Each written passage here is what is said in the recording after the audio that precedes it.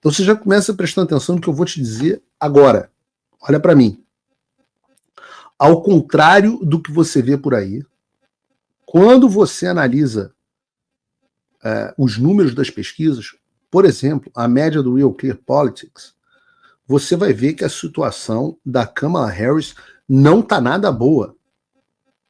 Eu já falei isso aqui algumas vezes, mas nas eleições presidenciais de 2020, a média das pesquisas elencadas pelo RCP, pelo Real Clear Politics, dava uma vantagem de 7,2 pontos para o Biden contra o Trump, e na realidade, a vantagem do Biden, com toda aquela roubalheira, acabou sendo 4,5 pontos.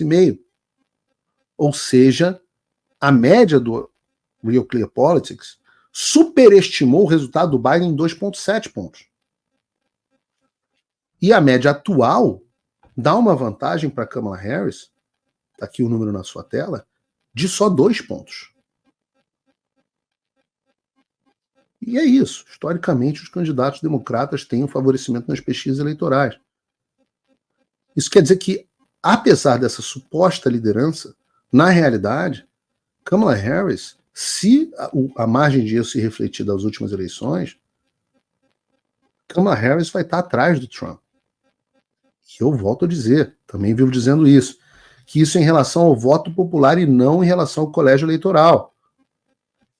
No colégio eleitoral, a estimativa é que Kamala Harris precisa ter de 3 a 4 pontos a mais nas eleições no voto popular para levar no colégio eleitoral. Ou seja, os números todos dão a impressão de que o Trump vai vencer.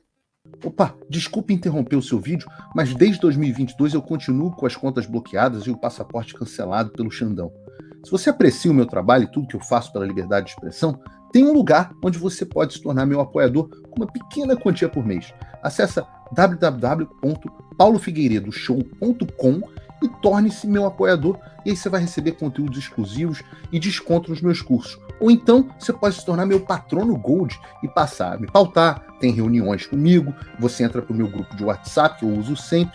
O link para tudo isso está aí na descrição. Você pega, por exemplo, só para pegar as 5 últimas pesquisas de cima para baixo, tá? Ou melhor, de baixo para cima. Você pega a pesquisa Emerson, Kamala 50 e Trump 49. Em 2020, essa mesma pesquisa, alguns dias antes da eleição, dava 5 pontos de vantagem para o Biden sobre o Trump. Ou seja, foi um instituto até bastante preciso. Errou por meio ponto, que quer dizer que, caso eles mantenham essa margem de erro, e óbvio que numericamente isso é impossível, o Trump e a Câmara estariam empatados no voto popular, o que significaria Trump eleito presidente no colégio eleitoral. A pesquisa do New York Times esse ano dá Kamala 49 e Trump 46. Essa mesma pesquisa, em 15 de outubro de 2020, dava para o Biden uma vantagem impressionante de 9 pontos. Então essa é uma pesquisa, uma margem de erro de 4,5 pontos, que significa que o Trump estaria bem à frente da Câmara. Se a margem de erro for mantida nessa pesquisa, em favor, né, em desfavor do Trump, ele vai estar muito frente à Câmara. Tem um número que eu acho interessante, e esse é o ponto aqui de atenção e um pouco de preocupação. Eu sempre falo para vocês, quem me acompanha há muito tempo sabe disso, que há um instituto que eu gosto muito, que eu acho eles muito precisos, que é o TIP, Issues and Insights, e TIP, que dá uma vantagem para a Câmara de 2 pontos sobre o Trump. E há 4 anos, o mesmo TIP dava 4 pontos de vantagem para o Biden, sendo uma das únicas pesquisas que subestimou, ou praticamente acertou, o desempenho eleitoral democrata. Então, nesse cenário, é o único cenário em que a Kamala Harris continuaria na vantagem no voto popular. Talvez, se esse instituto estiver preciso, ainda assim, com 2, 3 pontos, ainda assim a vitória do Trump é provável no colégio eleitoral. Mas esse é um ponto, sem dúvida nenhuma, de atenção. Pega o Yahoo News, faz a pesquisa em parceria com o YouGov, 47 para a Kamala e 47 para o Trump. O Yahoo News não fez pesquisa em 2020, mas o YouGov fez, sempre dando uma vantagem desproporcional para os democratas. Você está mostrando empate aqui, é vitória do Trump. Pega Reuters Ipsos, dá uma vantagem para a Kamala de 2 pontos. Volto a dizer, se a Kamala ganha 2 pontos voto popular, perde no colégio eleitoral. A Hillary ganhou o voto popular por 2,1 pontos. Perde no colégio eleitoral. Se a pesquisa da Reuters Ipsos estiver correta, Donald Trump será o próximo presidente. Mas em 2020, esse mesmo instituto, Reuters Ipsos, deu uma vantagem de 7 pontos para o Biden. Ou seja, subestimou o Trump e superestimou o Biden em 2,5 pontos. Ou seja, mais um cenário em que, repetindo o erro, Trump eleito presidente. Então não é para se enganar. Aí vem o Poder 360, o G1 diz, pesquisa mostra Kamala Harris na frente. Até meu pai, tadinho, me liga preocupado. É verdade que o Trump está atrás? Na pesquisa, mas eu estou explicando aqui, a coisa exige um grau um pouco mais sofisticado de análise.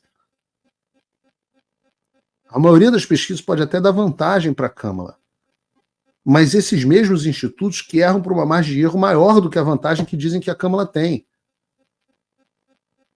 Então, mesmo que apareça que a Kamala está na frente, por muito provavelmente, e eu já mostrei outros institutos mais precisos aqui, como o Rasmussen, acho que, bota de novo o número aí na tela, Bruno. Acho que se eu não me engano, tem aqui uma pesquisa do Rasmussen, tá aqui, com Trump mais 2 ou mais 3, eu não consigo ver, tá pequeno para mim.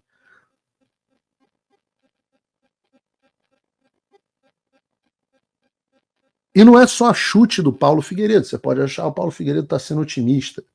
Eu estou olhando os números. Você tem o mercado de aposta confirmando essa tendência. No Polymarket, o maior mercado de previsões, né, de aposta mesmo do mundo, o Trump tem uma probabilidade de 52,8% de ser eleito presidente dos Estados Unidos. A Kamala tem 46,7%. Aproximadamente 6,1 pontos de vantagem na probabilidade do Trump vencer.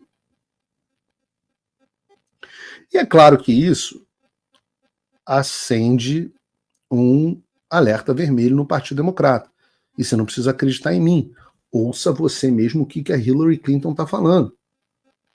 Forms, whether it's Facebook or Twitter X or Instagram or TikTok, whatever they are, if they don't moderate and monitor the content, we lose total control. And it's not just the social and psychological effects, it's real harm. Prestem atenção. Essa é uma das maiores cobras, uma das maiores raposas, uma das maiores macacas velhas da política global. Uma das maiores. E reparem o que ela está dizendo para você. Deixa eu aumentar o meu ar-condicionado aqui, porque senão daqui a pouco eu começo a suar, né? Nesse calor, como sua bunda. A Hillary Clinton está dizendo o seguinte: se a gente não forçar as redes sociais a moderarem o conteúdo, e com moderar conteúdo ela quer dizer censurar o discurso que não concorda com o meu, eles vão perder. Se a gente não censurar, o Trump ganha, como eles fizeram em 2020. Não é a dona Cleide falando, é a Hillary Clinton. É uma das figuras mais importantes do Partido Democrata, ex-candidata à presidência dos Estados Unidos, ex-chefe do Departamento de Estado.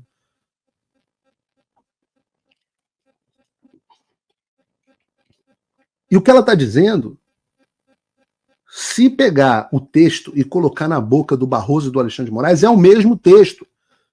Aliás, nessa semana, o Elon Musk e o Mike Pence se pronunciaram sobre a fala da Hillary.